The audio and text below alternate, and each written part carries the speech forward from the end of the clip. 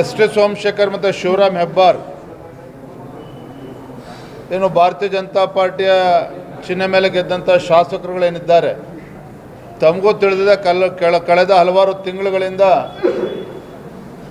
ಏನು ಪಕ್ಷ ವಿರೋಧಿ ಚಟುವಟಿಕೆಯಲ್ಲಿ ತೊಡಗಿಸ್ಕೊಂಡಿದ್ದಾರೆ ಮತ್ತು ಕಾಂಗ್ರೆಸ್ ಜೊತೆಯಲ್ಲೇ ಅಧಿಕೃತವಾಗಿ ಅವರು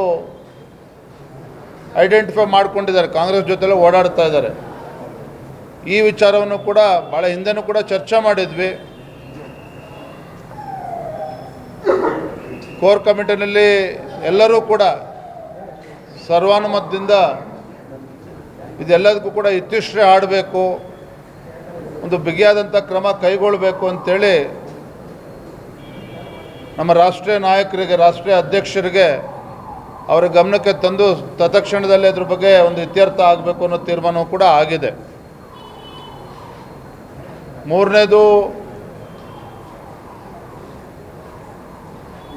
ಏನು ಕೆಲವು ಮುಖಂಡರುಗಳು ಅಶಿಸ್ತಿನ ನಡವಳಿಕೆಗಳು ನಡೀತಾ ಇದೆ ಹಲವು ತಿಂಗಳುಗಳಿಂದ ಇದೆಲ್ಲದಕ್ಕೂ ಕೂಡ ಕಡಿವಾಣ ಹಾಕಬೇಕು. ಪರ ವಿರೋಧ ಯಾವುದು ಕೂಡ ಚರ್ಚೆಗಳಿಗೆ ಇತ್ಯರ್ಥ ಆಡಿ ಈ ವಿಚಾರವನ್ನು ಕೂಡ ಗಂಭೀರವಾಗಿ ತೆಗೆದುಕೊಳ್ಬೇಕು ಮತ್ತು ಕೇಂದ್ರದ ವರಿಷ್ಠರು ಕೂಡ ಇದಕ್ಕೆ ಮನವರಿಕೆ ಮಾಡಿ ಎಲ್ಲವೂ ಕೂಡ ಸುಸೂತ್ರವಾಗಿ ಹೋಗಬೇಕು, ಸರಿಯಾದ ದಿಕ್ಕಿನಲ್ಲಿ ಹೋಗಬೇಕು. ಈ ನಿಟ್ಟಿನಲ್ಲೂ ಕೂಡ ವರಿಷ್ಠರ ಗಮನಕ್ಕೆ ತರಬೇಕು ಅನ್ನೋದು ಕೂಡ ಚರ್ಚೆ ಆಗಿದೆ. ಇನ್ನು ಸಂಘಟನಾ ಪರ್ವದ ಬಗ್ಗೆಯೂ ಕೂಡ ಚರ್ಚೆ ಮಾಡಿದ್ದೇವೆ ಕೋರ್ ಕಮಿಟಿನಲ್ಲಿ.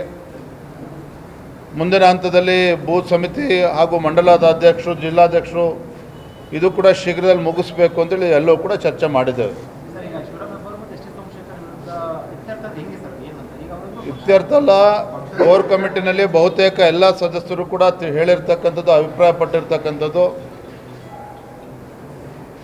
ಸಸ್ಪೆನ್ಷನ್ ಮಾಡಬೇಕು ಮತ್ತು ಏನು ಮಾಡಬೇಕು ಮತ್ತು ಡಿಸ್ಕ್ವಾಲಿಫಿಕೇಷನ್ಗೂ ಕೂಡ ಮೂವ್ ಮಾಡಬೇಕು, ಎಲ್ಲೂ ಕೂಡ ವರಿಷ್ಠರ ಗಮನಕ್ಕೆ ತಂದು ತತ್ಕ್ಷಣ ನಿರ್ಧಾರ ಕೈಗೊಳ್ಳೋ ರೀತಿಯಲ್ಲಿ ನಾವು ಚರ್ಚೆ ಮಾಡಬೇಕು ಅಂತೇಳಿ ತೀರ್ಮಾನ ಆಗಿದೆ.